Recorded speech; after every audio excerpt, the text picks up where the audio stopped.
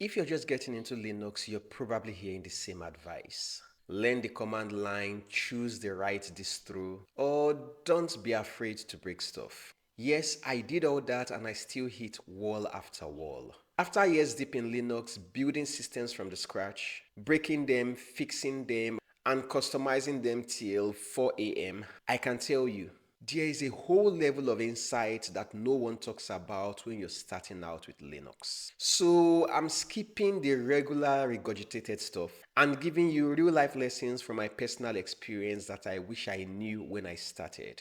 This will save you months or years of confusion. So hit that like button and let's get started. Man pages are one of the first things I ignored when I started with Linux. And I paid for it in hours of trial and error. I used to Google everything, dig through 6-year-old forum threads, and copy paste commands I barely understood. Meanwhile, the actual answer was almost always on my computer. I just didn't know how to read it. So my first advice is stop treating manual pages like a novel. You're not meant to read them top to bottom. Rather, focus on the synopsis section. This shows you the correct syntax at a glance, and that alone can save you from breaking stuff. Then go straight to examples, usually at the bottom. Tools like rsync, mount, and systemctl often include real-world cases, and these are an absolute goldmine for beginners. Now, you may even pair man with TLDR. So TLDR rsync gives you a quick start human-readable version. Then once you get the gist, go back to man pages for deep details. That's how you actually learn. Your biggest mistake will be waiting for something to break before you figure this out. Practice now, get comfortable reading man pages while things are working. In a real emergency, clarity beats panic. And this skill alone makes you a power user of some sorts. One of my biggest early mistakes was letting the installer throw everything into one giant root partition. It sounds easy at first until your third distro hop, when you realize every time you reinstall, you're nuking your files. Your browser settings, your .files, your aliases, all gone. If I could go back, I would separate the home directory from day one. It's simple. Your home is where you live, your files, your configs, everything personal. The system might break, but your world stays intact. It also makes dual booting or trying a second distro easier. I've had 2 Linux installs on the same drive, both using the same home directory. I switch distros and it still feels like my setup. Now, the best part is that this forces you to start thinking like a system admin. Partitioning, file systems, backups, all that good stuff that makes you capable later on. Trust me, the time to figure this out is before you lose your files, not after. I get it. The sleek tiling Windows managers, the minimal rise setups, the terminal-only lifestyle. It looks cool, I fell for it too. I went from Ubuntu straight to Ash with i3, thinking I had leveled up.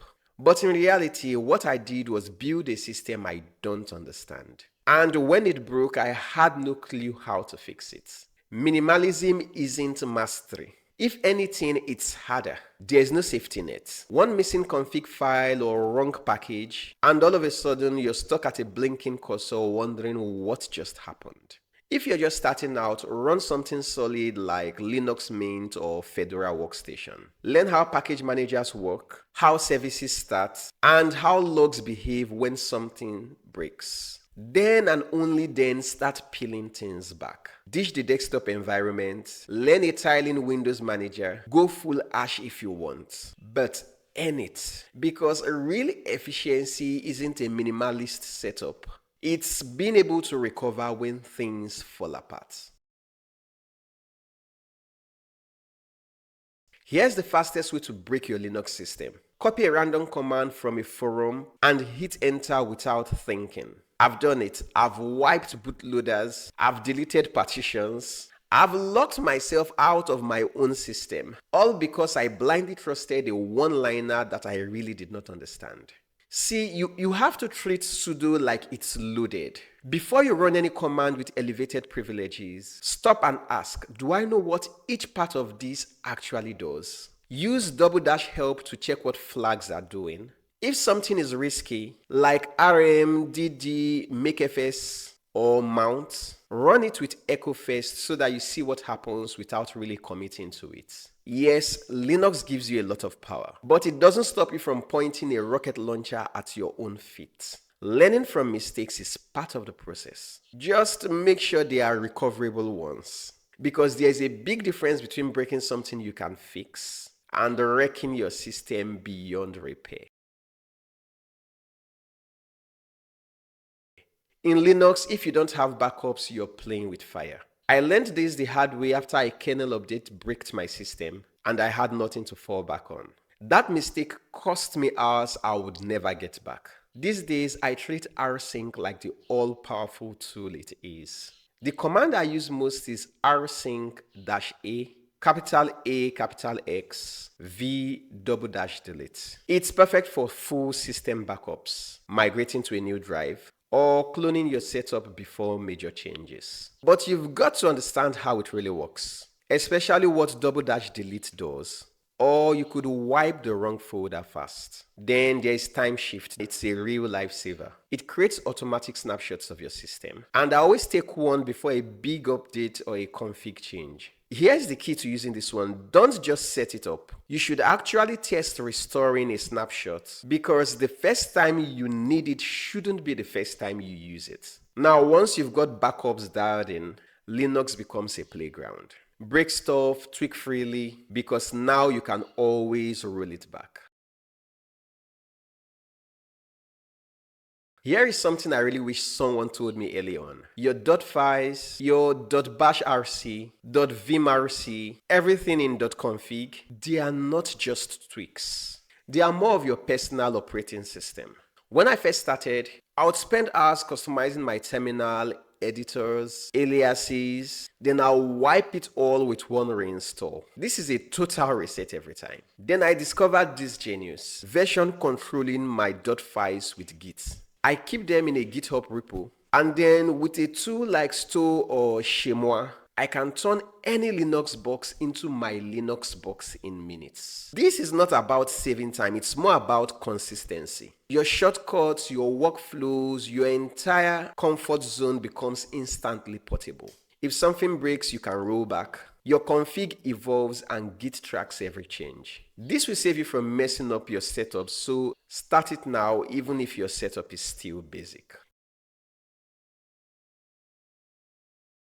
Early on, every time something broke in Linux, I would panic and just reinstall. Now, this may sound familiar, but over time I realized that the system was always telling me what was wrong. I just did not know where to look. Once I learned how to read log files, everything changed. Suddenly, I wasn't just reinstalling but diagnosing. Now, here are 3 logs that saved me more times than I can count. journalctl-xe. This one is for systemed errors and services that fail to start. /var/log/xorg.0.log. This one is great if your desktop wouldn't load or your screen is black. dmessage piped into less. This is a log for hardware and kernel level messages. This one helped me catch a bad SSD before it failed completely. Don't just reinstall, find the error, Google it verbatim, and you'll be shocked how often the fix is just one line away. You should learn your logs now. When I first started using Linux, I thought Flatpak, Snap, and AppImage were just different ways to install apps. But they are not just formats, they are philosophies. Flatpak is great for GUI apps, sandboxed, secure, cross-distro, but the runtimes stack up fast. I once installed 3 apps and ended up with more than 2 gigabytes of dependencies I didn't know I had. Snap tries to reinvent the whole packaging system. It auto-updates whether you like it or not, mounts itself in odd places, and it can be noticeably slower to start. It works, but it's not very Unixy. AppImage is the opposite. No install needed, fully portable, just make it executable and run. I love it for one-off tools, but don't expect automatic updates or tight integration unless you set it yourself. The key lesson is that these aren't one size fits all. If you need isolation, go Flatpak. If you want full control and system integration, then maybe stick with native packages. Knowing why you're using one over the other will save you from a ton of broken menus, missing icons, and weird dependency bugs. In my early Linux days, I leaned hard on GUI software centers. They felt safe until I realized they were slow, limited, and couldn't keep up with me once I got comfortable. My advice is master one text-based package manager, whether it's apt, DNF, Pacman, or Zyper. Learn everything: how to search, install, list, clean, verify, and even downgrade packages when things go sideways. Then script it. I keep a packages.txt file and a simple install.sh for every machine that I use. When I do a clean install, I'm back up with all my tools in under 10 minutes. No missed apps. If you want to know what you actually use, tools like apt-mac, show manual, or pacman-qe will list all the packages you use and not what the system pulled in behind the scenes. Once you've scripted your stack, Linux becomes your environment, deployable anywhere instantly.